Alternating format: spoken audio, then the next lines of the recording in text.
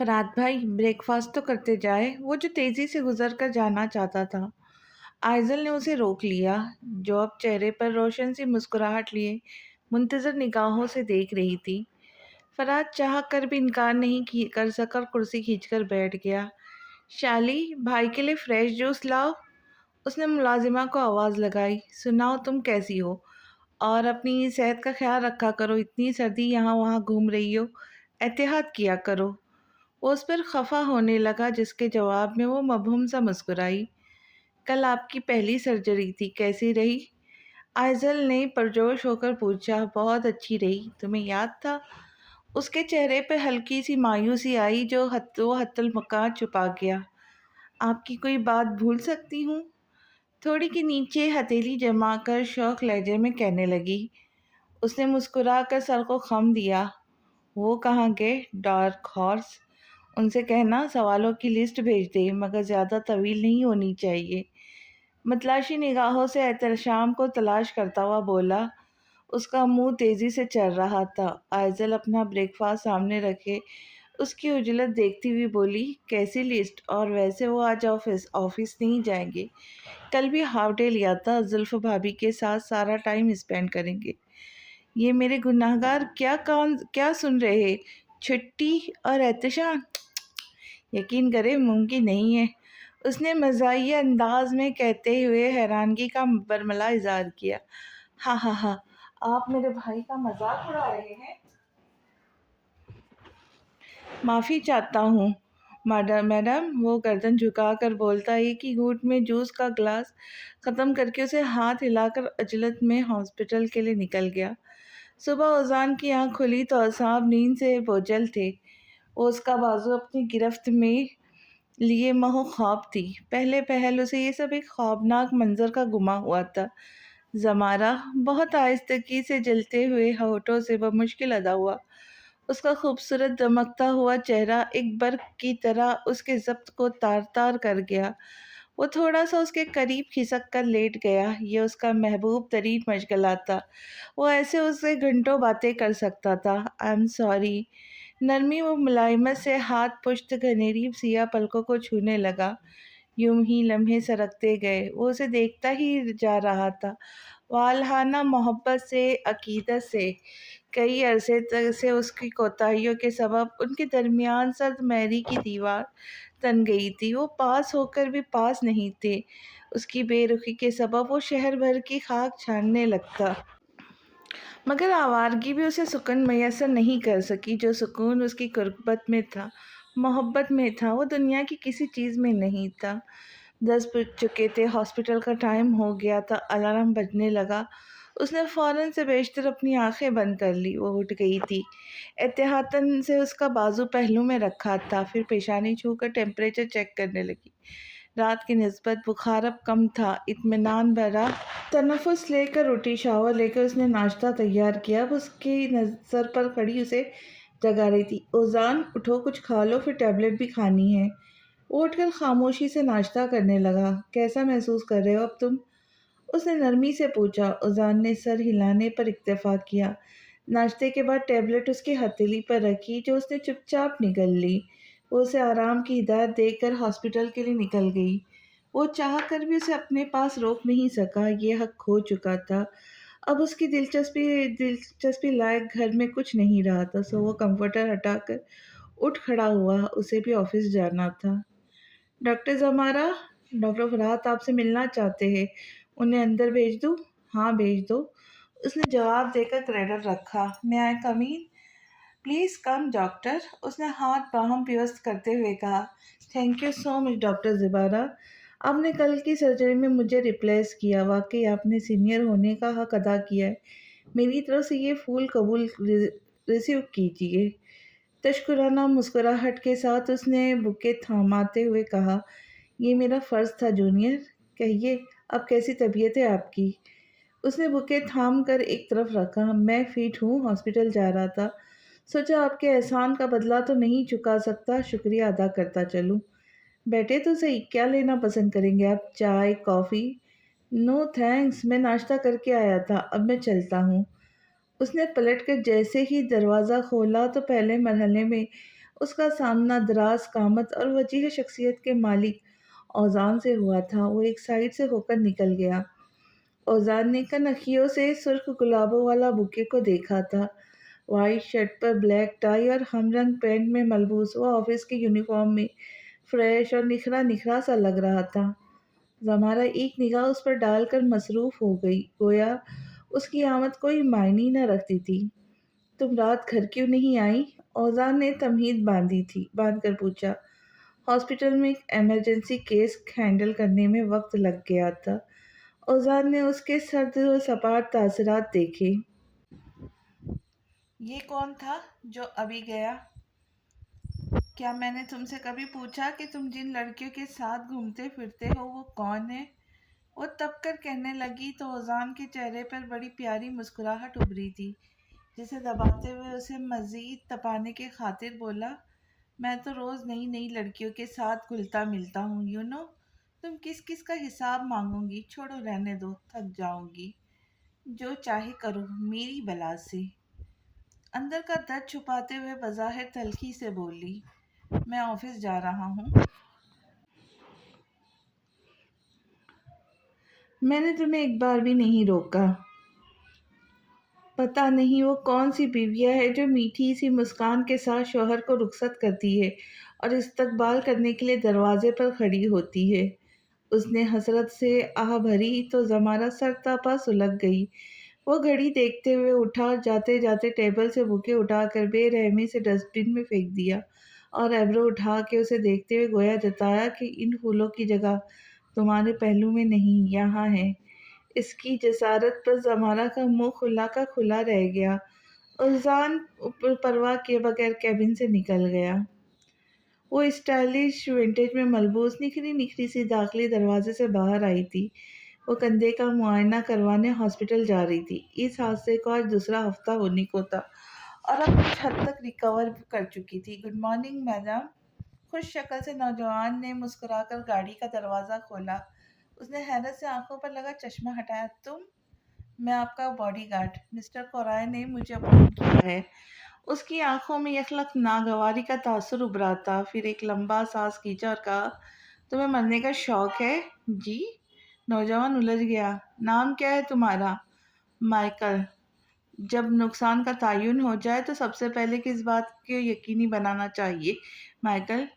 پیچھے کھڑا احتشام سب سن رہا تھا، ایک ہاتھ سے گاڑی کا دروازے کو تھام رکھا تھا۔ وہ جانے کو پرتوڑ رہا تھا مگر اس لڑکی کی باتوں نے اس کے قدم جکڑ لیے تھے کہ نقصان کم سے کم ہو۔ مائیکل نے سوچ کر جواب دیا، ایگزیکٹلی، یہ تو طے ہے کہ مجھے مرنا ہے، تم کیوں جان جوخم میں ڈال رہے ہو؟ کورائے کو بہت غصہ آیا تھا، اسے اپنی موت کا اتنا یقین کیوں تھا؟ میں آپ کو کچھ نہیں ہونے دوں گا، آپ فکر نہ کریں۔ نوجوان نے مسکرا کر یقین دلایا، یہی بات میں تم سے بھی کہوں گی۔ اس کا انداز بے حد عجیب تھا۔ نوجوان بری طرح الجھ گیا۔ وہ گاڑی میں بیٹھ چکی تو گھوم کر ڈرائیور کے برابر والی سیٹ سنبھال لی۔ کورائے بہت دیر تک اس کے جملوں میں الجھا، پھر سر جھٹک کر بیٹھ گیا۔ آغا صاحب کی طرف لے چلو، پھر آفس جانا۔ ڈرائیور نے مؤدبانہ سر ہلا کر گاڑی اسٹارٹ کی۔ وہ روٹین چیک اپ کر کے راہداری کی طرف بڑھا۔ عدم توجہی کے باعث سامنے آتے نفس سے بری طرح تصادم ہوا اور فون اس کے ہاتھ سے چھوٹ کر گر گیا، جو اس نے بروقت اٹھایا۔ آپ کا فون؟ فرات کی اٹھی نگاہیں جھکنا بھول گئی، لفظ لبوں پر دم توڑ گئے۔ کنول نین، دراز پلکوں کی اٹھی گرتی جھالریں، لمبی ناک، بھرے بھرے سے سرخ ہونٹ جنہیں سختی سے بھینچے اسے کچھ کہہ رہی تھی۔ وہ پہلی نظر میں ہی دل ہار بیٹھا۔ ہیلو؟ تاشفا اس کے کان کے پاس چیخی تھی، sorry, I am so sorry. Wash room کس طرف ہے؟ اس نے دانت پیستے ہوئے اپنا سوال دہرایا۔ وہ فرات نے ہونکوں کی طرح دائیں بائیں دیکھا۔ وہ بری طرح سے بوکھلاہٹ کا شکار تھا۔ دائیں طرف، جلدی سے خود کو کمپوز کرتے ہوئے کہا۔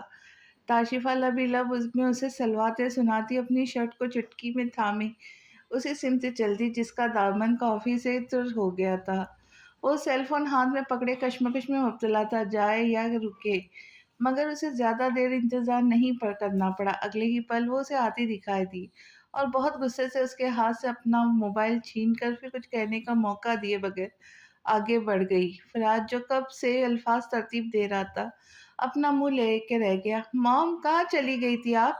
یہ تمہاری شرٹ پر کیا ہو گیا؟ مسز کیول نے تحیر سے سوال کیا۔ کافی لینے گئی تھی وہیں گر گئی ہے بس ذرا سی، اس نے سر جھٹک کر دیکھتے ہوئے دونوں کو ایک جواب میں نپٹایا۔ چلو جیا بیٹا، دادا انتظار کر رہے ہوں گے، لیٹ ہو گیا تو غصہ کریں گے۔ اس نے بیگ اٹھاتے ہوئے کہا۔ تھوڑی دیر اور رک جاتے ماما، ابھی تو میں نے کیلی سے کوئی باتیں بھی نہیں کی۔ وہ استفسار کرنے لگی۔ جی آنٹی، کیلی اس کی تکلیف میں مسکین سی صورت بنائی۔ نہیں، ہمیں زیادہ دیر نہیں رک سکتے بیٹا، آئی پرامس ہم کل پھر آ جائیں گے۔ اس نے جیا کی طرف دیکھا جو کچھ کچھ راضی نظر آتی تھی۔ اوکے بائے، یہ اپنا خاص خیال رکھنا۔ اس نے کیلی کو پیار کرتے ہوئے مسز کیول کو ہاتھ ہلایا اور دونوں ہاسپٹل سے نکل گئی۔ کیلی جیا کی ہاسٹل فرینڈ تھی جس کی ایک دن بھی بہت پہلے ہی ہارٹ سرجری ہوئی تھی۔ وہ دونوں اس کی عیادت کے سلسلے میں آئی تھی۔ اس گھر میں وہ اس گھر میں کبھی نہیں آنا چاہتی تھی لیکن اسے مجبوراً آنا پڑا۔ کچھ چیزیں جو اس کی کل متاع تھی جن کا تعلق صرف تہران سے تھا، پرانی اسکیچ بک، ان کی ہنی مون کی البم، وہ پینٹنگ جس پر اس نے تہران کی آنکھیں بنائی تھی اور اس کی کچھ باقیات سمیٹ کر اس کے کمرے میں لاک کر دیا تھا۔ اسے کوئی نہیں کھولتا تھا، نہ ہی کسی کو ضرورت تھی۔ وہ جاتے جاتے اسٹڈی کے سامنے رک گئی، گرے بالوں کو نفاست سے سیٹ کیے، ویل ڈریسڈ، آنکھوں پر نظر کا چشمہ لگائے کمال حسن فائل کا مطالعہ کر رہے تھے۔ وقت کے ساتھ ان کی شخصیت میں بھی تبدیلی آ گئی تھی، کاش مزاج میں بھی آ جاتی۔ اس نے تلخی سے سوچا، وہ بھی اسے دیکھ چکے تھے۔ میرے روم کی چابی، اس نے مدعا بیان کیا۔ کمال حسن نے بغور سرتاپا جائزہ لیا اور چیئر پر گھومے۔ سنا تھا تم پر قاتلانہ حملہ ہوا ہے، تم تو اچھی بھلی نظر آ رہی ہو۔ قاتلانہ حملہ تھا اس لیے بچ گئی، قتل کی واردات ہوتی تو آپ کو بھی خبر مل چکی ہوتی۔ اس نے تندی سے خبر کہا، ٹیبل سے چابی اٹھائی۔ کچھ پتا چلا کون تھا؟ مجھے نہیں پتا، وہ جانے کے لیے مڑی۔ اس دغاباز کے ساتھیوں کے علاوہ کون ہو سکتا ہے؟ دغاباز کا لفظ آپ کے منہ سے اچھا نہیں لگتا، لفظ چباتے ہوئے جتایا۔ حد ادب، تم میرے سامنے کھڑی ہو، میں آپ سے اتنی سی بھی خوفزدہ نہیں ہوں۔ میرا لہجہ، یہ نفرت، یہ ناگواری سب آپ کی دین ہے۔ اگر آپ نے میرے ساتھ وہ دھوکہ نہ کیا ہوتا تو میرا رویہ آج مختلف ہوتا۔ جتا جتا کر نفرت، وہ ناز پسندگی سے کہتی ہوئی اسٹڈی سے نکلی۔ بدتمیز، بد دماغ۔ اپنے پیچھے کمال حسن کی آواز بخوبی سنی۔ تہران کتنا صحیح کہتا تھا، کچھ لوگوں کو ہماری ضرورت نہیں ہوتی، وہ صرف یہ دیکھتے ہیں ہم ان کے لیے کس حد تک مفید ثابت ہوتے ہیں۔ مفاد ختم، وابستگیاں ختم۔ سختی سے آنسو رگڑتے ہوئے اپنے کمرے میں جا کر دروازہ بند کیا۔ اس کا دل فوڑے کی مانند دکھ رہا تھا، پرانے زخم پھر سے تازہ ہونے لگے۔ وہ بے جان ہوتی ٹانگیں گھسیٹتی ہوئی خود کو کبٹ کے قریب لائی اور ایک ایک کر کے ساری چیزیں نکالنے لگی۔ اکثر سوچتی تھی کیا ہوتا زندگی ویسی ہوتی جیسے اس نے سوچی تھی، چھوٹی چھوٹی خوشیاں، خواب، خواہشیں اور ایک ہمسفر جو زندگی کے ہر موڑ پر اس کا ساتھ دیتا۔ دونوں مل کر ایک دوسرے کے خوابوں کو حقیقت کا رنگ دیتے۔ مگر انسان سوچتا کیا ہے اور ہوتا کیا ہے؟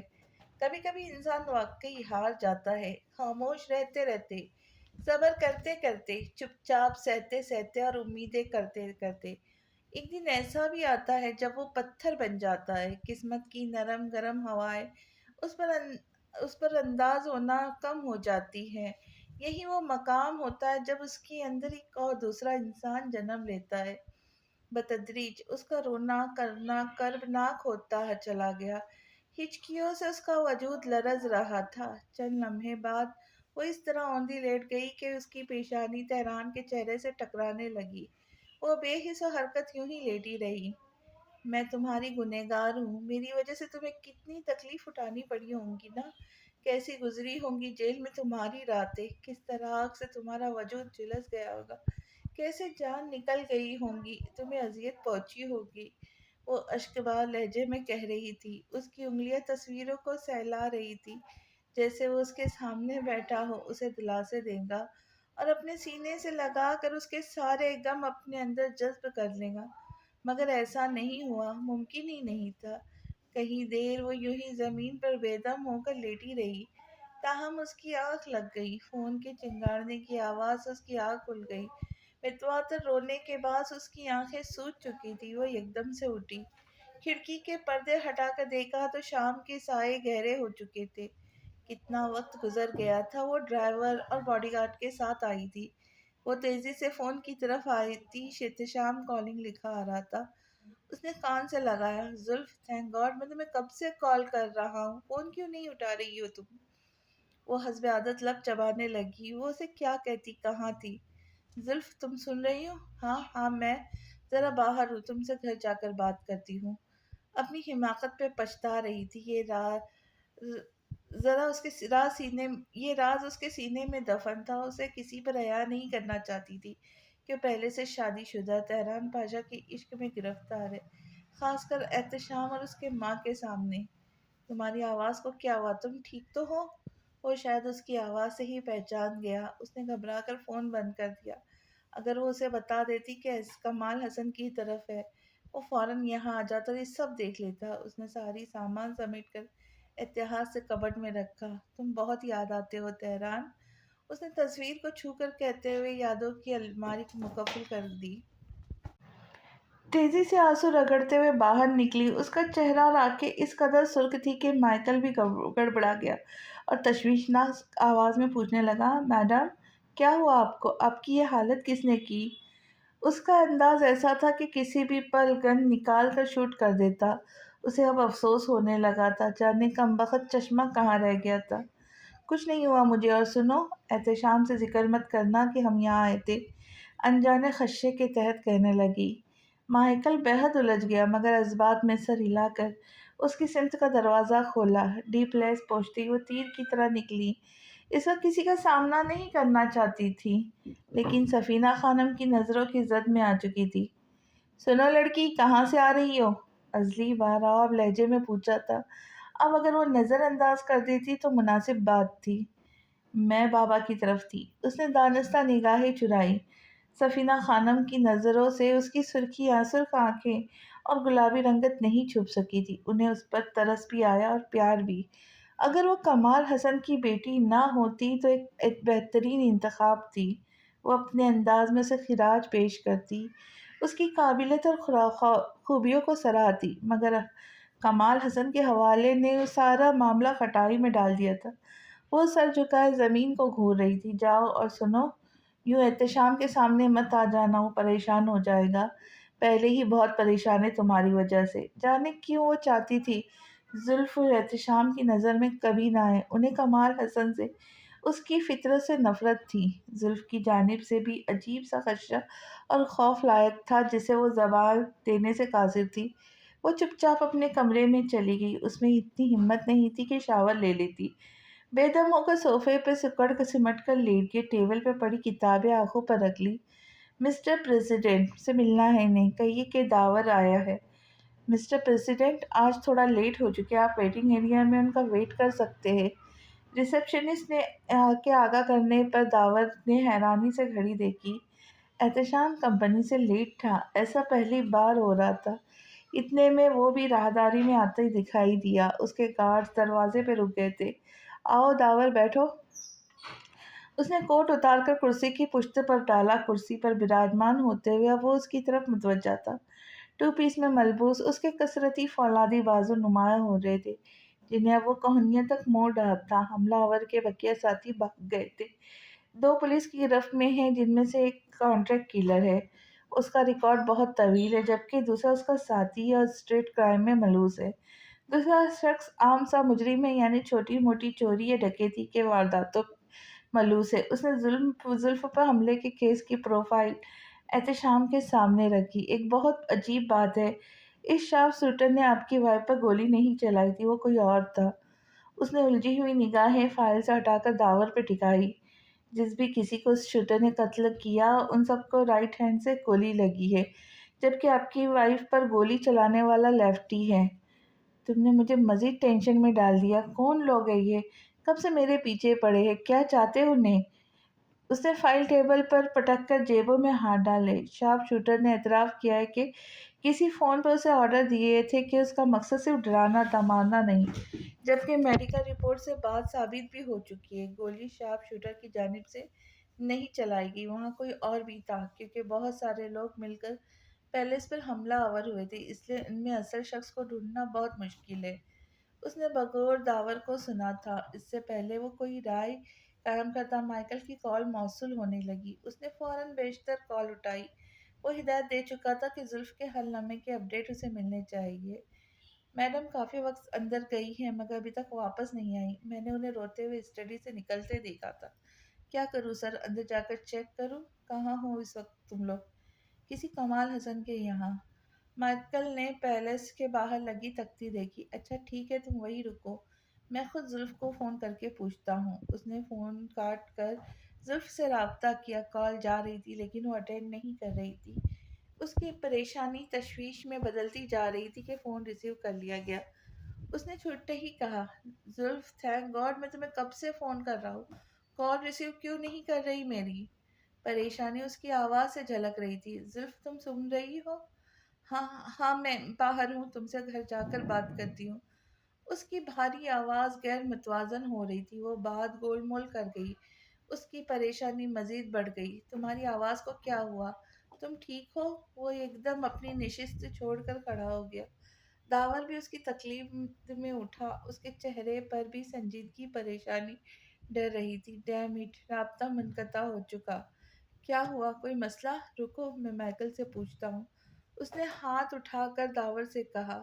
پھر مائیکل نے جو بات اس سے کہی، صحیح معنوں میں اس کے ہاتھوں کے طوطے اڑ گئے۔ میڈم کی حالت بہت بری تھی۔ جب وہ اندر گئی تھی تب وہ بالکل ٹھیک تھی۔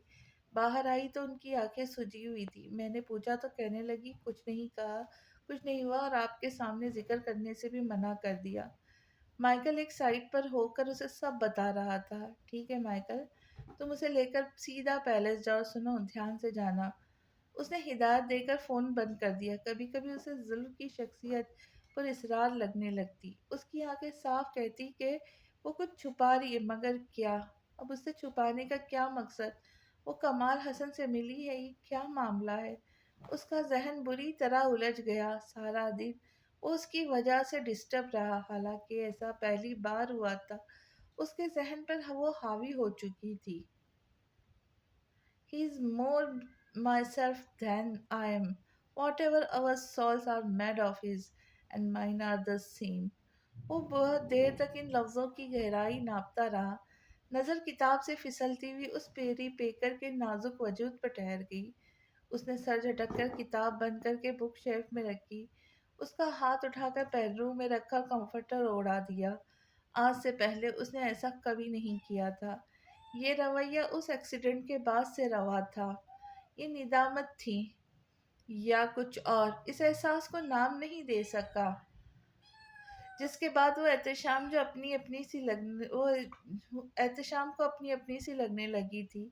وہ اس کی پرواہ کرنے لگا تھا۔ اس کے عجب عجب شوق اس کی ذات میں دلچسپی کا سبب بننے لگے تھے۔ اس نے ریسٹ واچ اتاری، معمول کی جگہ پر رکھی، شرٹ اتار کر کوٹ ٹری پر سلیقے سے ہینگ کر دی۔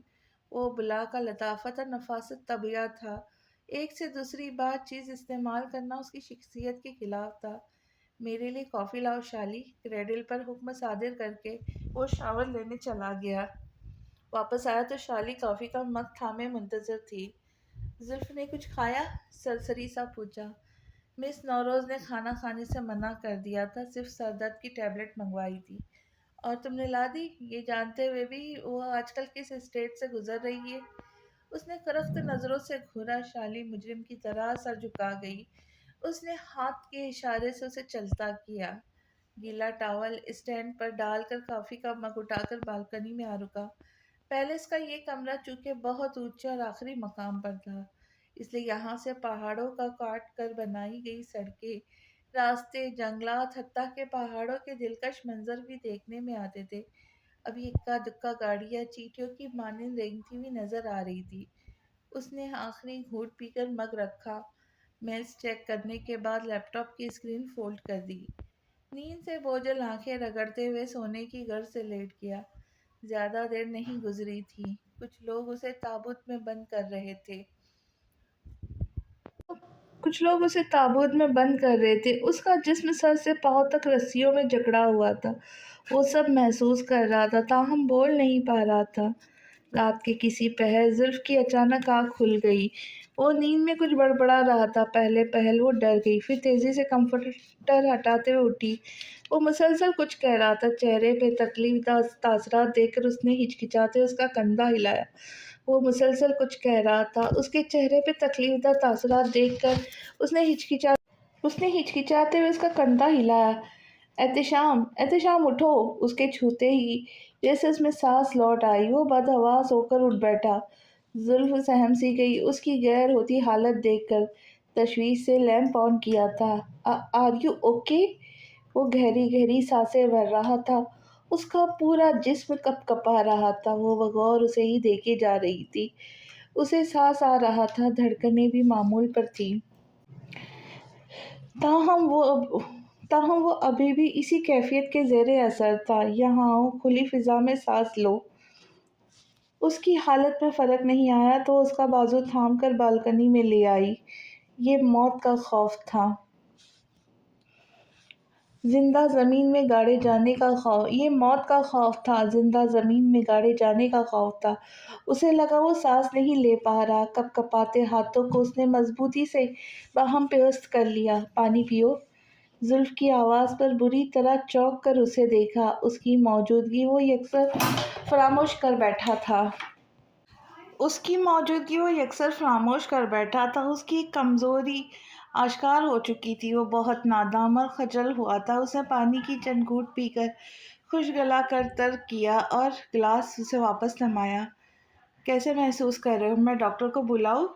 وہ کرسی کھینچ کر پاس بیٹھ گئی۔ احتشام نے نیند سے بوجھل آنکھیں اٹھا کر چاند کی مدھم روشنی میں اس کا بے داغ چہرہ دیکھا۔ میں ٹھیک ہوں، ڈاکٹر کو بلانے کی ضرورت نہیں، یہ مرض لا علاج ہے، تم سو جاؤ۔ وہ اسے دیکھنے لگا۔ کوئی بھی مرض لا علاج نہیں ہوتا احتشام۔ اب وہ اسے کرب زدہ حالت میں چھوڑ کر سو جاتی، اتنی بے رحم نہیں تھی۔ مجھے اونیر فوبیا ہے۔ اس قسم کے خواب دکھائی دیتے ہیں جہاں میں تکلیف میں ہوں، مر رہا ہوں۔ سخت خوف محسوس ہوتا ہے مجھے۔ اس وقت یہ خواب اتنے حقیقی محسوس ہوتے کہ میں خود پر قابو نہیں کر پاتا۔ میرے ہاتھ پاؤں سلب ہو جاتے ہیں۔ میں خود کو مردہ تصور کرنے لگتا ہوں جب تک کہ کوئی مجھے ہوش نہ دلائے۔ میں خود اس کیفیت سے نہیں نکل سکتا، اس لیے میں زیادہ تر کام میں مصروف رہتا ہوں۔ بہت کم سوتا ہوں، مگر جب بھی سونے کی کوشش کرتا ہوں یہ مسئلہ ہو جاتا ہے۔ میں تنگ آ گیا ہوں۔ لہجے میں بیزاری ہی بیزاری تھی۔ نیند میں خلل پڑ چکا تھا، اعصاب کشیدہ ہو رہے تھے۔ وہ کوئی رائے یا مشورہ نہیں دے سکتی۔ ہاں، اس کی بات سے اتفاق ضرور کرتی تھی۔ وہ واقعی بہت کم سوتا تھا، اس بات کی گواہ تھی۔ تم سو جاؤ۔ احتشام نے ایک بار پھر اپنی بات دہرائی۔ وہ بالوں کو مٹھیوں میں جکڑے ہوئے تھا۔ اسے اب احساس ہوا کہ وہ شرٹ کے بغیر ہے۔ باہر بہت ٹھنڈ تھی۔ یہ احساس شاید احتشام کو بھی نہ ہو سکا۔ زلف خاموشی سے اٹھی۔ اسے پہن لو، باہر بہت سردی ہے۔ شرٹ اس کی طرف بڑھا کر بولی۔ اس نے خاموشی سے تھام کر ٹیبل پہ رکھ دی۔ موسم کی سرد اور گرم اس پر کم ہی اثر انداز ہوتی تھی۔ یہ تو اندر کا موسم تھا جو ہمیشہ اسے بے دم کر دیتا تھا۔ آج اس لڑکی کے سامنے مردانہ انا مجروح ہوئی تھی، جو کہ کسی طور پر قابل قبول بات نہیں تھی۔ اتفاق سے آج پھر فرات کا سامنا اس سے ہو گیا تھا، جس چہرے نے اسے ایک رات اور ایک دن سے بے چین کیے رکھا۔ وہ منموہنی صورت والی لڑکی مسز کیول کے ساتھ مسکرا مسکرا کر خوش گپیوں میں مصروف تھی۔ اس کا دل زوروں سے دھڑکنے لگا۔ دل پہلی بار کسی کو دیکھ کر بے قابو ہو کر اس کے اختیار سے نکلتا چلا جا رہا تھا۔ وہ رک نہیں رہا تھا۔ یہ احساس بہت انوکھا اور خوشگوار تھا۔ کیسی ہو Kelly? I am good. Meet my friend Jiya. اس کی آمد پر وہ لوگ خاموش ہو گئے۔ تاشفا اسے دیکھ کر حیران ہوئی تھی، مگر ظاہر نہیں کیا تھا۔ ہائے جیا! اس نے دوستانہ انداز میں مٹھی اس کی جانب بڑھائی۔ جیا نے فوراً سے بیشتر اس کی مٹھی سے مٹھی ٹکرائی۔ ڈاکٹر فرات میرے بہت اچھے فرینڈ بن گئے جیا۔ کیلی نے فخریہ انداز میں بتایا۔ مجھے تو ماما کسی سے دوستی کرنے نہیں دیتی سوائے تمہارے۔ تم میری واحد دوست ہو۔ جیا نے ایک ناراض نگاہ تاشفا پر ڈالی تھی۔ فرات پر کسی نے بم پھوڑا۔ وہ دونوں رشتے میں ماں بیٹی ہے، یعنی وہ لڑکی شادی شدہ تھی۔ اسے تو لگا تھا وہ دونوں بہنیں ہوں گی۔ اسے بہت بڑا دھچکا لگا تھا، دل جیسے کسی نے بند مٹی میں لے کر مسل ڈالا ہو۔ اس نے روٹین کے مطابق چند ہدایت دی اور وہاں سے ہٹ گیا۔ دل عجیب صدمے سے دوچار ہو رہا تھا۔ ابھی تو اس نے پوری طرح سے اس کیفیت کو جیا بھی نہیں تھا کہ یہ سب کیا ہو رہا ہے میرے ساتھ۔ کیا وہ ایک ہی لڑکی تھی دنیا میں؟ وہ میرے لیے کوئی معنی نہیں رکھتی۔ فرات مرزا کے پیچھے ایک سے ایک لڑکیوں کی لائن لگی ہوئی ہے۔ تمہاری حیثیت کیا ہے؟ کوئی معنی نہیں رکھتی تم۔ وہ خیالوں کو مسترد کرتے ہوئے پھر سے ہاسپٹل میں مصروف ہو گیا۔ آج سنڈے تھا، آف ڈے تھا۔ وہ سیاہ ٹریک سوٹ پہ ملبوس تھا، پیشانی پر گرتے سیاہ بے ترتیب بال اسے مزید خوبرو بنا رہے تھے۔ اس کا سانس قدرے پھولا تھا، چہرے پہ ہلکی ہلکی نمی اس کی وجاہت کو بڑھا رہی تھی۔ شیو ہلکی بڑھی ہوئی تھی۔ وہ اس حلیے میں بہت ینگ لگ رہا تھا۔ گھوڑے کی پشت کو محبت سے سہلاتے ہوئے اس نے لگامیں ملازم کے ہاتھ میں دے دی۔ ہاتھوں میں گلوز کھینچ رہا تھا جب کسی کی نگاہوں کی تپش محسوس کر کے اس نے نگاہ اٹھائی۔ زلف نے ہڑبڑا کر کافی کا مگ لبوں سے لگا لیا۔ اس کے لب مسکرانے کے انداز میں پھیلے۔ Good morning. فرات اور آئزل دونوں کسی بات پر ایک دوسرے سے الجھ رہے تھے۔ سفینہ خانم اور فہیم مرزا ان کی نوک جھوک انجوائے کر رہے تھے۔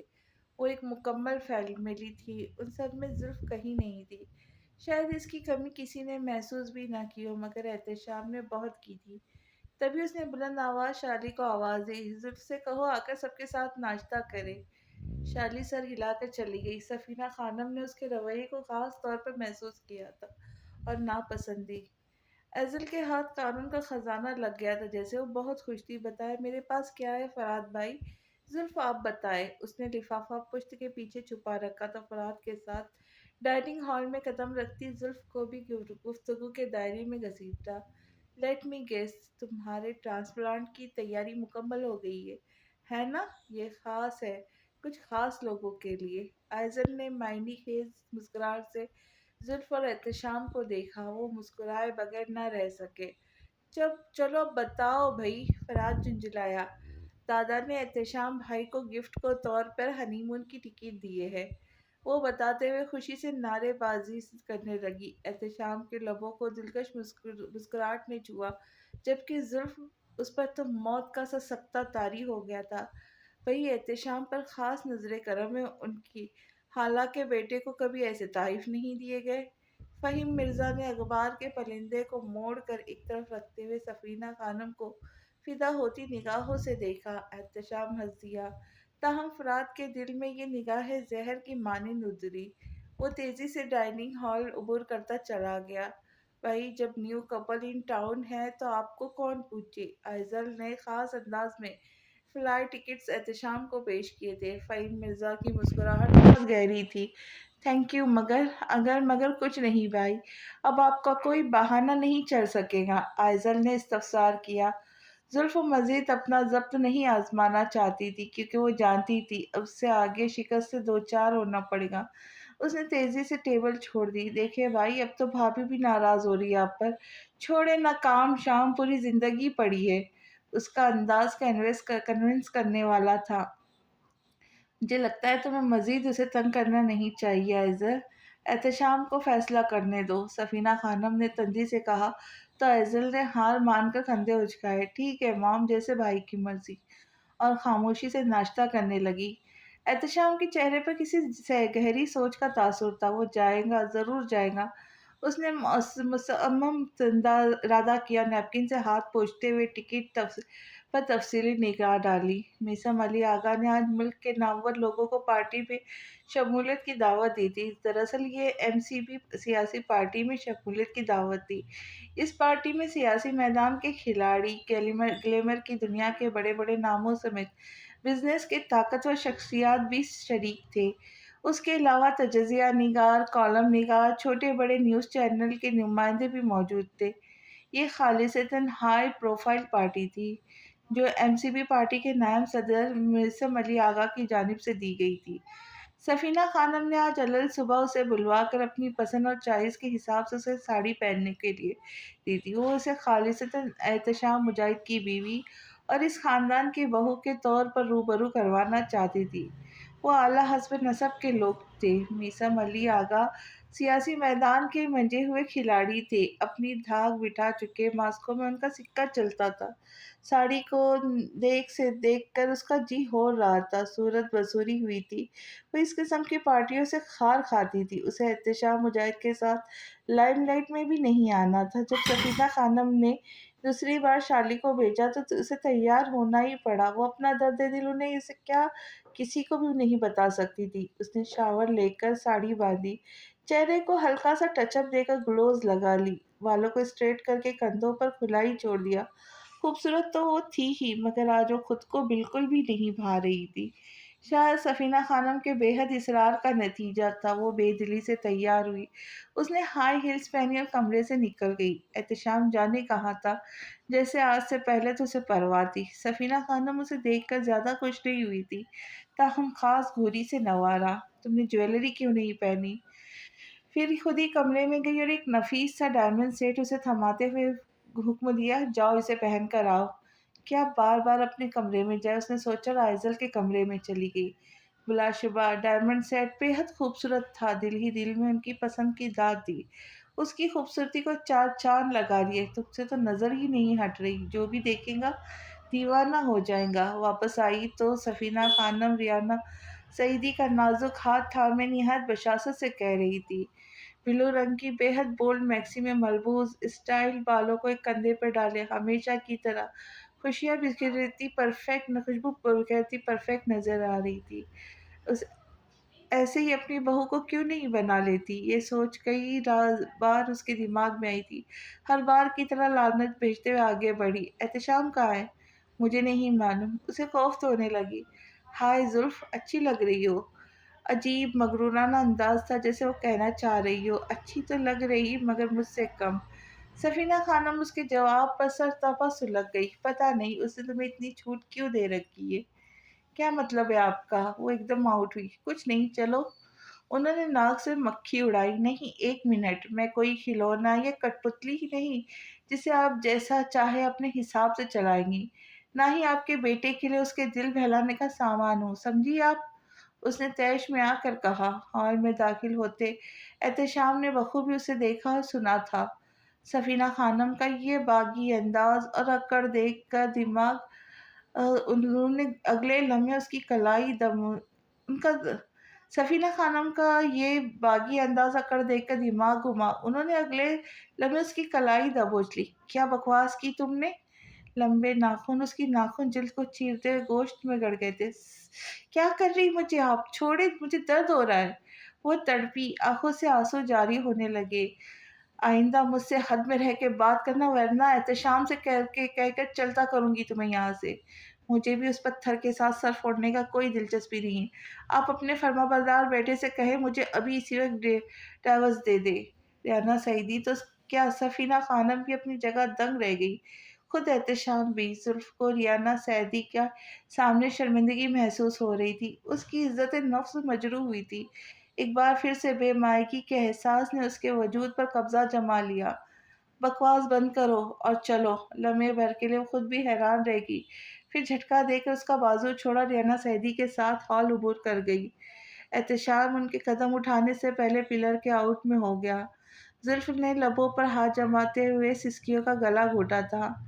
مس نوروز، آپ کا بازو سے خون نکل رہا ہے۔ شالی اسے بڑی ہمدردی اور دکھ سے دیکھ رہی تھی۔ شالی کے ہاتھ سے ٹیشو لے کے اس نے بازو پر رکھ لیا۔ مس نوروز، سفینہ خانم نے آپ کو بلایا ہے، ڈرائیور نے مؤدبانہ عرض کیا۔ اس نے اس بات میں سر ہلا کے آنسو رگڑے اور ٹیشو ٹیبل پر پھینک کر چلے گئی۔ چونکہ وہ بے بس و لاچار تھی، احتشام ٹھنڈی سانس بھر کے رہ گیا۔ اسے کبھی بھی اپنی ماں بہت ظالم عورت لگنے لگتی، کیونکہ وہ ایک نامناسب بات تھی اس سے کہنا، مگر زلف کے ساتھ بے حسی سے پیش آتی تھی ان کا یہ رویہ بہت غلط تھا۔ اسے حقیر سمجھتی تھی، نفرت کرتی تھی، تو پھر اپنے بیٹے کے لیے پسند ہی کیوں کیا؟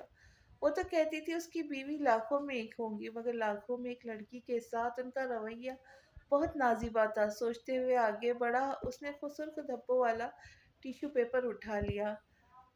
ذہانت سے مرموز چمکدار آنکھیں، نیوی بلو تھری پیس میں ملبوس، مردانہ وجاہت کا شاہکار۔ کتنی شاندار پرسنالٹی تھی اس کی، کیسی پر اثر اور مضبوط شخصیت کا مالک تھا۔ دولت، شہرت، ذہانت، طاقت، شعور، حسن سے مالا مال، کتنی ہی حسد اور رشک سے بھری نگاہیں اس کی طرف اٹھی تھی۔ وہ کسی ایک پر بھی نہ گیا، سیدھا ہی اسی جانب آیا جہاں دنیا بھر کی دنیا بھر کے طنز و خو لوگ کھڑے تھے، یعنی صحافی اور نیوز چینل کے نمائندے۔ Good evening ladies and gentlemen, اس کی بھاری پرتاثر آواز پھولوں سے سجے ڈائس پر لگے مائک میں گونج رہی تھی۔ کیمروں کے فلیش اس پر چمکنے لگے۔ صحافی، رپورٹر، فوٹوگرافر، نیوز چینل کے نمائندے اور اینکر تیزی سے اس کے سمت اکٹھا ہوئے۔ آپ نیوز چینل کو وقت کیوں نہیں دیتے، خاص کر میرے شو کو؟ آپ کو بہت بار مدعو کیا گیا۔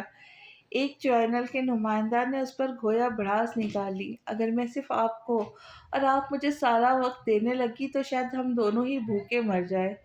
سب کا کہا بے ساختہ تھا۔ آپ کو نیوز چینل پر کم ہی دیکھا جاتا ہے، کیا وجہ ہے؟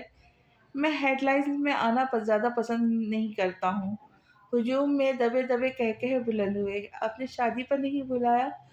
کسی کا درد دل زباں پہ آیا تھا۔ میں پبلک لائف کی بجائے پرائیویٹ لائف کو ترجیح دیتا ہوں، اس نے ہجوم پر نظر ڈالتے ہوئے کہا۔ سیاست کے میدان میں تو لیڈرز پبلک لائف گزارتے ہیں، میں سیاسی لیڈر نہیں ہوں۔ اس نے فوراً تردد کی، مگر سیاست آپ کے خاندانی ورثے میں ملی ہے، اس بارے میں کیا خیال ہے؟ بلا شبہ، مگر میرا فی الحال کوئی موڈ نہیں۔ تو آپ کا موڈ کس طرف ہے؟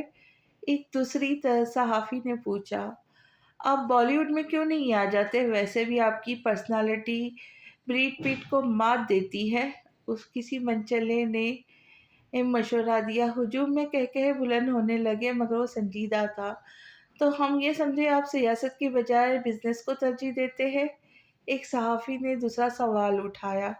بالکل، وہ مسکرا کر بولا۔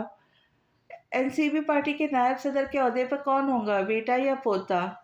میسا علی آغا خان بذات خود، وہ اطمینان سے بولا۔ پھر بھی اگر کوئی ہوتا تو وہ کون ہوگا ان کے بعد؟ بات کی بات بعد میں دیکھی جائیں گی۔ صحافی کے استفسار پر اس نے پرسکون لہجے میں کہا، اور ladies and gentleman, thank you. ہاتھ اٹھا کر بہت سی آوازوں کو دباتا دوسری طرف چلا گیا۔ اب میسا علی آغا ان کے سوالوں کے جواب دے رہے تھے۔ پارٹی اپنے عروج پر تھی، وہ ان سے منتشر ہو گیا۔ اس کے نگاہیں جسے ڈھونڈ رہی تھی، وہ اسے کونے میں تنہا ملی۔ اول دن کی طرح آج بھی اس سے صدیوں کے فاصلے پر تھی۔ پری چہرہ، سرخ آنکھیں، گلابی ناک، گلاب کی پنکھڑیوں جیسے ہونٹ، وہ سراپائی حسن تھی، سوگوار حسن۔ ساڑی میں اس کا دبلا پتلا سراپا نمایاں ہو رہا تھا۔ آس پاس کئی حسرت بھری نگاہیں مچلتی نگاہوں سے بے خبر تھی۔ احتشام نے بڑی گہری نگاہوں سے اس کا جائزہ لیا۔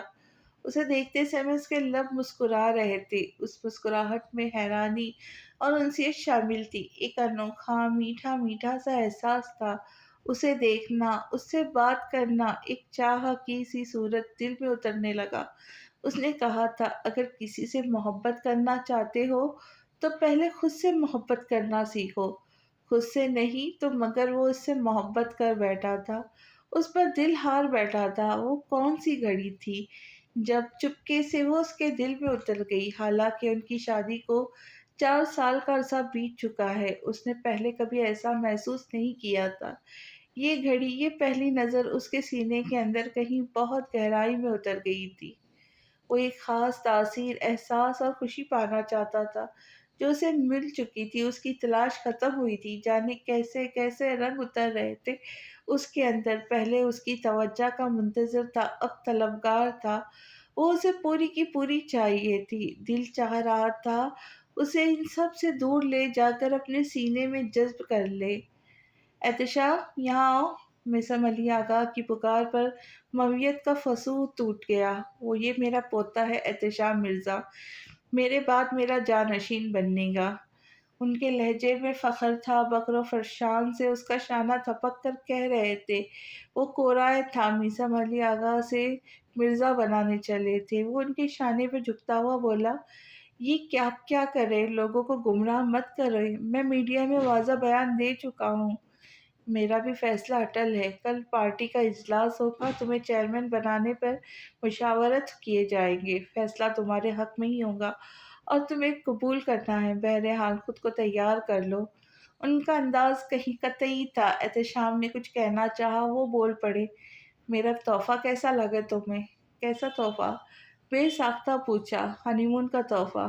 दादा, मुझे आपका फैसला कबूल नहीं, अगरचे अभी नहीं, मगर हम इस बात पर ज़रूर बात करेंगे। दिलावर पाशा नहीं आया। वो सुनी अनसुनी करके पार्टी के सीनियर नायब सदर से मुखातिब हो चुके थे। एहतशाम लब बीच के रह गया। आपसे एक बात पूछूं आगा साहब? पूछो। वो चलते हुए दूर आ गए। एहतशाम को पार्टी का चेयरमैन बनाने का फैसला किस हद तक कारआमद साबित होगा? मैंने ये फैसला यूं ही नहीं किया है, एहतशाम की लीडरशिप क्वालिटी को देखते हुए किया है। वो नई नस्ल का नुमाइंदा, यूथ और यंग जनरेशन अपने जैसे ही इनकलाबी शख्स को देखेंगी, आइडलाइज करेंगी और कामयाब भी करेंगी। उनकी दूरअंदेशी के वो कायल हुए। मगर आगा साहब, इंतशार फैल सकता है। सीनियर नायब सदर ने खुदशा जाहिर किया। हम हर किस्म के अनासर को काबू पाने की सलाहियत रखते हैं। आगा, मैं सियासी नहीं, खानदानी इंतशार की बात कर रहा हूँ। एहतशाम आपका खून नहीं, मैं जानता हूँ, वो बहुत माहिर और काबिल है, ये भी मैं जानता हूँ, मगर आपका जानशी उसूलन आप में से होना चाहिए। कह तो तुम ठीक रहे हो, मगर मुझे एहतशाम के अलावा कोई भी इस काबिल नहीं लगता। फ़हीम मिर्ज़ा अपना बिजनेस एम्पायर खड़ा कर चुका है, वो इसी में खुश है। अलबत्ता मोहसिन मिर्ज़ा काबिल एतबार नहीं रहा मेरे लिए। रही बात पोतों की, तो फरात इंतहाई बदमिजाज लड़का है मेरी नज़रों में, और मोहसिन के बेटे की तो पूछो ही मत। इस लिहाज से उन लोगों का एतराज़ काबिल कबूल नहीं। ये सियासत का मैदान है, अहमकों का खेल नहीं। यहाँ राशि और मंजे हुए खिलाड़ियों की ज़रूरत होती है। सीनियर नायब सदर ने उनकी बात से भरपूर इत्तेफाक किया। वो बड़ी महुयत से उसे देख रहा था, जाने कब से। जुल्फ की निगाह उसकी निगाह से मिली थी। वो देखकर मुस्कुरा दिया। बड़ी जानदार निगाह थी, बेचैन, कुछ कहती हुई। एहतशाम की निगाहें उसे अपने अंदर तक उतरती महसूस हुई। वो अजीब कश्मकश में मुब्तला हो गई थी। उसे अब एहतशाम की ज़ात से खौफ महसूस होने लगा था। वो कभी एक से दूसरी निगाह नहीं डालता था। कजा वालहाना पुरशौक निगाहें उस पर महुयत से तकते जाना।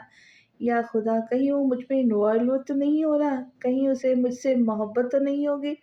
अजीब सा खौफ था जो रगों में खून की तरह दौड़ने लगा, लम्हा लम्हा अपनी जड़ें मजबूत करने लगा था। वो सोच कर अंदर तक कांप गई। कदम लड़खड़ा गए। वो बिलवास्ता वेटर से टकरा गई। Sorry miss Nowruz. घबराया घबराया सा वेटर नीचे को झुका। उसे महसूस हुआ एहतशाम मुस्कुराया था, मगर उसने पलट कर देखने की गलती नहीं की। वो मेहमानों के बीच रास्ता बनाती तेजी से निकल गई, किसी को बेचैन और बेकरार छोड़कर। आज उसने फुल मेकअप किया था, वो खूबसूरत लग रही थी, मगर फिर भी कुछ कोई कमी रह गई थी, कुछ खालीपन सा था। उसने परफ्यूम की शीशी रख कर चश्मा उठा कर लगाया, कलीज उठाकर कमरे से निकल गई। Nice to C you miss elif. Dilawar Pasha का अंदाज ही ऐसा था कि वो मुस्कुराए बगैर ना रह सकी। चलो शाबाश, अब जाओ और ऐसे ही खुश रहा करो। अगर मीसा अली आगा मेरे ना आने की वजह से पूछे तो कह देना कि आप खुद समझ जाए। ड्राइवर को साथ ले जाओ। वैसे तो यंगस्टर्स भी होंगे वहाँ, मगर ज़रा अलग किस्म के। तुम अगर बोर होने लगो तो वापस आ जाना। उन्होंने हिदायत जारी की है। Okay dad. सादतमंदी से सर हिलाकर निकल गई। एंट्री पर दावतनामा तलब किया गया, जो उसने फ़ौरन निकाल कर दिया और आगे बढ़ गई।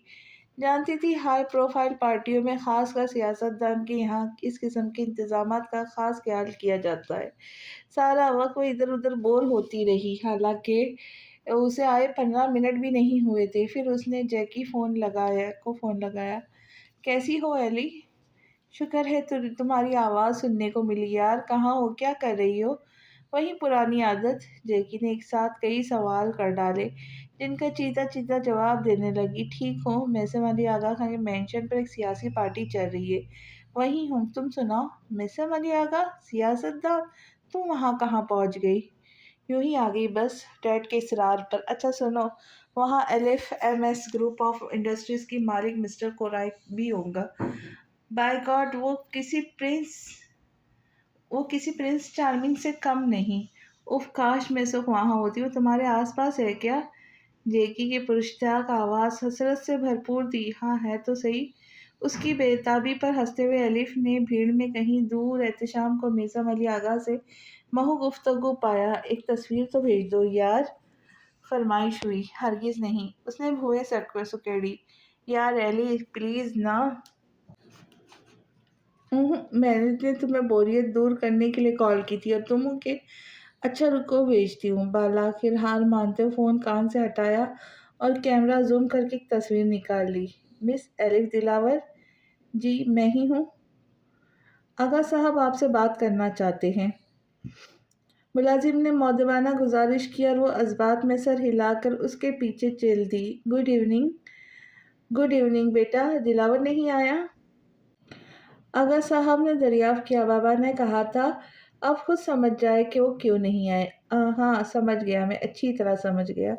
آغا صاحب نے خاصا کھینچ کر ادا کیا۔ الف جوابی مسکراہٹ اچار کر پلٹ گئی۔ دلاور کا بیٹا کیوں نہیں آیا؟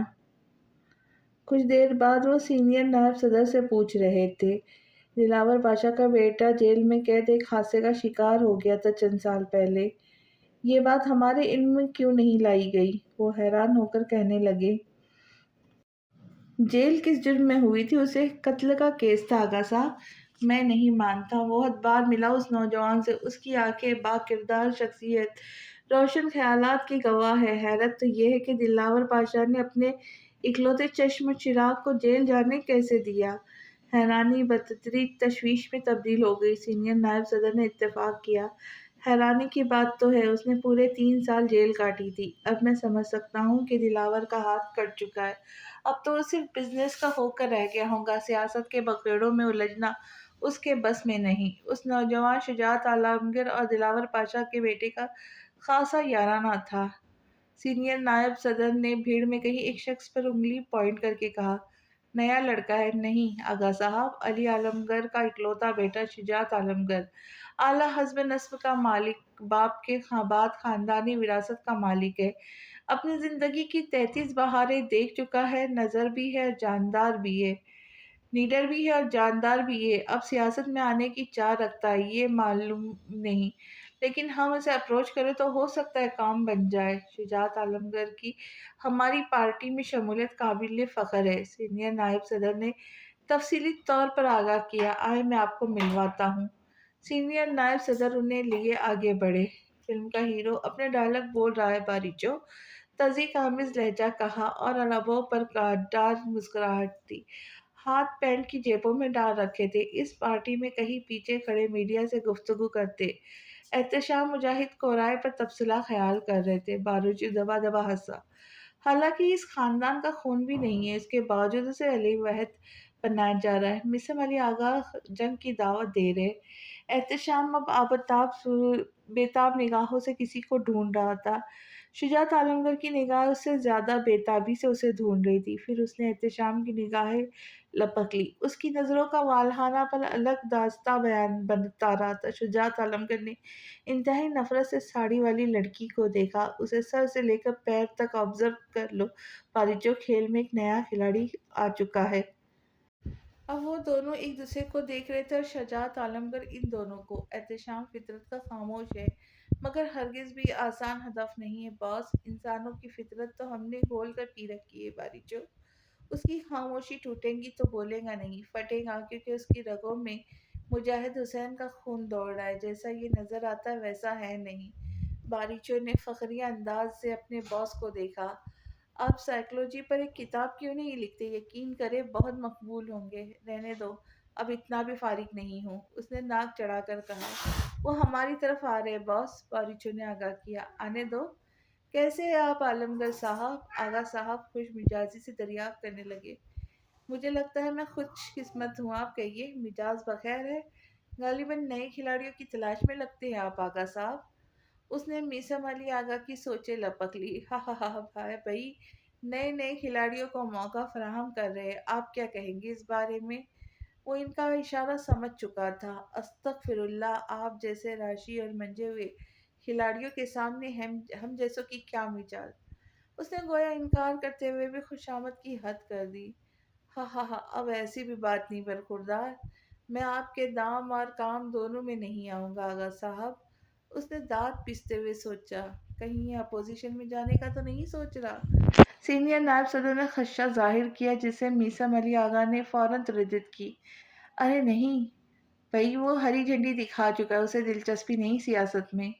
ویٹر کو اشارہ کرتے ہوئے آگے بڑھ گئے۔ باریچوں نے اس کی زہر خند نگاہوں کے تعاقب میں دیکھا۔ باس، اگر ہمیں یہاں نوروز میڈم نے دیکھ لیا تو؟ اوکھلی میں سر دیا ہے تو دھمکوں سے کیا ڈر؟ جب ایک خطرناک کا کام کا آغاز کر دیا تو انجام سے کیسا ڈر؟ شجاع سکون سے بولا۔ چلو چلے یہاں سے، بہت وقت برباد ہو چکا ہے۔ مگر ابھی تک تو ہم نے کھانا بھی نہیں کھایا باس۔ وہ بسورا، تمہاری خالہ کا ولیمہ ہے کیا ادھر؟ اس نے لطیف سے طنز کیا۔ خالیہ کا ولیمہ ہوتا تو میں آپ کی اجازت لیتا، باریچا منمنایا۔ تو جاؤ پھر جی بھر کر ٹھوسو اور آرام سے واپس آنا، میں تو جا رہا ہوں۔ اس میں ذرا بھی مروت نہ تھی۔ وہ واک آؤٹ کر گیا تو باریچوں کو مجبوراً اس کے پیچھے جانا پڑا۔ ابھی وہ لوگ زیادہ دور نہیں گئے تھے۔ مجھے لگتا ہے بلیک وین ہمارا پیچھا کر رہی ہے۔ شجاع نے چوک کر دیکھا اور پلٹ کر سکون سے بیٹھ گیا۔ یہ وہی ہیں جو 2 دن سے ہمارے پیچھے میں ہیں۔ سب تکلیف سمجھتا ہوں ان کی، تم خاموشی سے ڈرائیو کرو۔ مگر باس، وہ ہمارے قریب آ رہے۔ اس کی آواز میں تشویش کے ساتھ ڈر بھی تھا۔ وہ خاموشی سے مٹھی لبوں پر جما کر سامنے دیکھ رہا تھا، پھر ڈیش بورڈ سے گن اٹھا کر لوڈ کرنے لگا۔ باس، یہ کیا کر رہے باس؟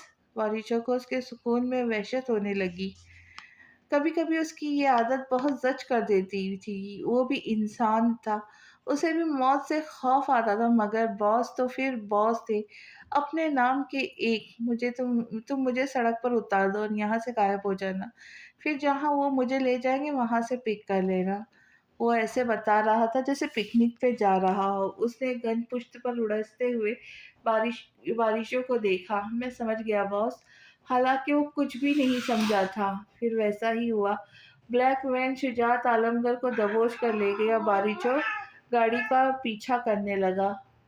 پارٹی سے عاجز ہو کر وہ خود سے وہاں سے نکل گئی۔ ڈرائیور کے انتظار میں چند لمحے سڑک پر کھڑی رہی، پھر یوں ہی چھوٹے چھوٹے قدم اٹھاتی سڑک کے کنارے پیدل چلنے لگی۔ اس نے ہیل پہنی ہوئی تھی۔ آج کتنے عرصے بعد وہ کھلی فضاؤں میں سکون کا سانس لے رہی تھی۔ اس نے بہت وقتوں بعد آج کوئی سوشل ایونٹ اٹینڈ کیا۔ اس حادثے کے بعد کلبنگ، آؤٹنگ سب کچھ ترک کر دیا تھا۔ اب وہ اپنے آپ سے بھی دور بھاگنے لگی تھی۔ سوائے جیکی کے سب سے تعلقات ختم کر لیے تھے۔ جب سوچتی کہ سارا قصور اس کا تھا، اس کا مر جانے کو جی چاہتا تھا۔ نہ وہ اناکاری کے بدلے لینے جاتی، نہ زہیب حسین اس کے ہاتھوں مرتا، نہ امان کی موت کا سبب بنتی، نہ زلف اور تہران کے بیچ جھگڑے ہوتے، نہ تہران جیل جاتا، نہ وہ مرتا۔ اس کا جان سے پیارا بھائی اس سے دور چلا گیا تھا، وہ اس سے بھی مل نہ سکی۔ اس میں اتنی ہمت نہیں تھی کہ تہران کا سامنا کرتی۔ اگر اسے ملنے جیل بھی چلی جاتی تو آج اسے ملال نہ ہوتا۔ رحمان، پیارا انسان، وہ تو بے موت مارا گیا۔ اس پر یہ انکشاف بہت بھاری تھا کہ وہ اس سے محبت کرتا تھا۔ وہ ایک آخری نگاہ محبت اور انتہائی عشق سے بھرپور اس کے دل میں تیر کی طرح اتر گئی۔ اس کے خواب و خیالوں سے وہ شخص ایک لمحے کے لیے بھی اس کے ذہن سے نہیں اترا۔ المختصر یہ کہ وہ بہت بدل گئی۔ احساسات سے ندامت نے اسے سر تا پا بدل دیا۔ اب وہ الف دلاور پاشا نہیں رہی تھی، جس کا سوسائٹی میں بہت ہائی سٹینڈرڈ تھا، جو ہفتے بھر کی شاپنگ میں لاکھوں روپے بے دریغ اڑا دیتی تھی، جو نیک نئی گاڑیوں میں گھومنا پسند کرتی تھی۔ وہ بہت بدل گئی تھی۔ اب اسے اپنا ہوش نہیں تھا۔ اشک آنکھوں سے بہتے تو بہتے ہی چلے جاتے۔ وہ خود فراموشی کی کیفیت میں کئی کئی دن کمرے میں پڑی رہتی تھی۔ ٹھاں کی آواز نے اسے گہرے مراقبے سے چونکا دیا۔ گولی کی آواز اور سڑک کے دائیں جانب سے آئی تھی، جہاں صرف اندھیرا تھا۔ دور دور تک کچھ دکھائی نہیں دے رہا تھا۔ اس کے قدم ہلنے سے قاصر تھے۔ दिमाग में चंद साल पहले वाला वाक़या तेज़ होने लगा। हाथ कँपकँपाने लगे, पेशानी अर्क-आलूद हो गई। कदम सबक रोई से उठ रहे थे, कँपकँपाती उँगलियों से मोबाइल की टॉर्च ऑन की, तो आँखें फटी की फटी रह गई। ज़मीन पर गिरे शख्स खून से लबरेज थे। उनकी बेजान आँखें आसमान से जा लगी थी। दिलदोज़ चीखें उसके लबों से निकली। शुजात आलमगीर बुरी तरह से चौंक कर पलटा और पत्थर का हो गया। सुर्ख डोरियों वाली पेंसिल हील से उसकी निगाहें खुद ब खुद फिसलती हुई चेहरे पे जा रुकी। लहरों की मानिंद सियाह बाल, तराशेदा ऊँची भवें, काली आँखें, सुर्ख हाँ, वो एलिफ दिलावर पाशा थी, उसके दोस्त की मोहब्बत। नहीं रुको, उसके दोस्त की कातिल, हाँ, कातिल थी वो। तुमने इन आदमियों को मार डाला। एलिफ के लबों से घुटी-घुटी चीखें निकल रही थी। नफ़रत का ज़हर शुजात आलमगीर के पूरे जिस्म में फैल गया, जैसे किसी ज़हरीले नाग ने काट लिया हो। वहशत ज़दा चेहरा लिए गन दूसरे हाथ से मुंतकिल करता उसके करीब आया। आगे क्या हुआ? क्या अमान का बदला शुजात ने एलिफ की मौत से लिया या उसे वो सारी हकीकत जान के उसे माफ़ कर दिया? ये जानने के लिए मिलते हैं अगली किस्त में। तब तक खुश रहे, खुशियाँ बाँटे और दुआओं में याद रखें। अल्लाह हाफ़िज़।